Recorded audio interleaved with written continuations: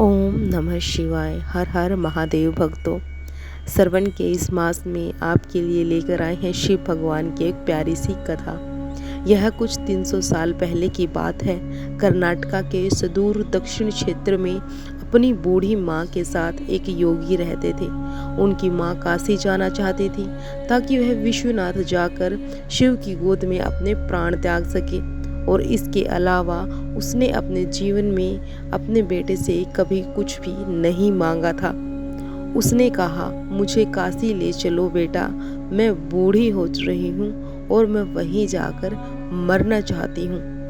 अब योगी ने अपनी बूढ़ी माँ के साथ दक्षिण कर्नाटका के जंगलों से होते हुए काशी के लिए एक लंबी यात्रा शुरू कर दी, और वृद्ध होने के कारण उनकी माँ का स्वास्थ्य बिगड़ जाता है, तो उन्होंने अपनी माँ को कंधे पर उठा लिया। थोड़ी दूर चलने के बाद उसे कमजोरी महसूस होने लगी और उसके पास शिव से याचना करने के बजाय कोई भी चारा नहीं बचा।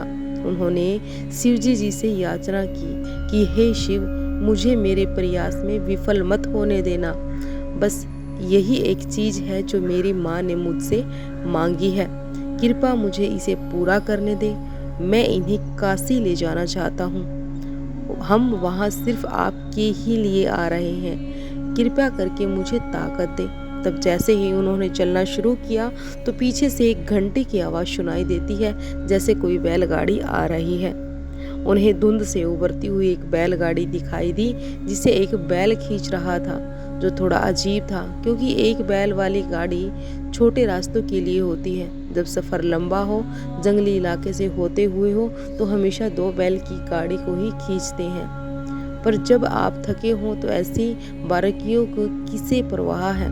गाड़ी नजदीक आई पर वे चालक को नहीं देख पाए। चालक लबादे में था और बाहर धुंध भी थी। मेरी माँ बीमार है, लड़के ने कहा। क्या आपकी खाली गाड़ी में यात्रा कर सकते हैं?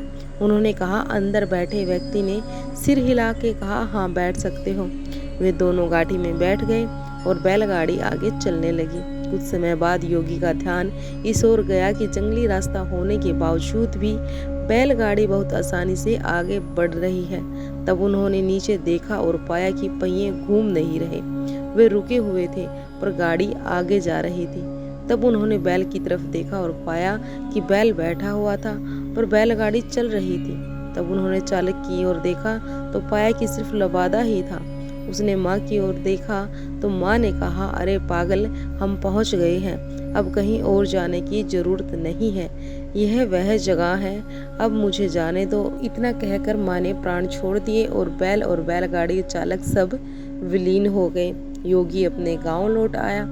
लोगों ने सोचा, यह इतनी जल्दी लौट आया, ये अवश्य ही अपनी माँ को कहीं छोड़ के आया है, यह उसे काशी नहीं ले गया। उन्होंने उससे पूछा, तुम अपनी माँ को कहाँ छोड़ आए? तो उसने उत्तर दिया, हमें वहाँ जाना नहीं पड़ा, शिव खुद आए हमारे लिए। ये क्या बकवास है, लोगों ने कहा। उन्होंने कहा कि योगी ने उत्तर दिया, मुझे फर्क नहीं पड़ता कि आप क्या सोचते हैं, वे आए थे हमारे लिए, यही सच है, और मेरा जीवन ज्योतिमय हो गया है। मैं अपने अंतर में जानता हूँ, अगर आप नहीं मानते तो ना माने। तब उन्होंने पूछा, ठीक है, हमें कुछ ऐसा दिखाओ कि हम माने कि तुमने सच में शिव को देखा है और वे सच में तुम्हारे लिए आए थे। तो योगी ने कहा, मैं नहीं जानता, मैंने उन्हें नहीं देखा, मुझे सिर्फ एक लबादा दिखा, कोई चेहरा नहीं था और कुछ नहीं था, वह खाली था। अचानक सब ने देखा कि वह खुद वहाँ नहीं थे, सिर्फ उनके कपड़े ही भी उन्हें दिखाई पड़े और वे दक्षिण भारत के महान संत बने। जहाँ भी वह जाते थे, लोग उन्हें बिना चेहरे वाले योगी के रूप में जानने लगे।